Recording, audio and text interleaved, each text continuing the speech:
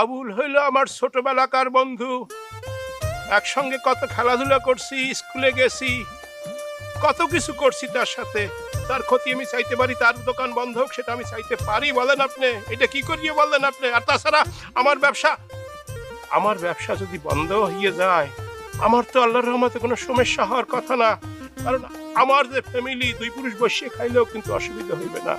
আমি বলছি যে এলাকা নষ্ট হয়ে যাইতে আছে, বেদিনী ভরিয়ে যাইতে আছে, সিনেমা গান এগুলো ঢুকে যাইতে আছে, জর্দা ঢুকে যাইতে আছে, ইহুদি নাসারার দেশ হয়ে যাইতে আছে। আপনি একটু খেয়াল করেন।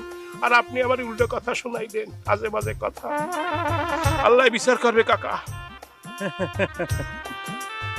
বুঝি বুঝি, সবই বুঝি। বয়সটা আর কম হইল না। ওয়ালাইকুম আসসালাম। চাষিরে সালাম দিয়েন আর ভালোবাসা দিয়েন আপনার মেয়েকে।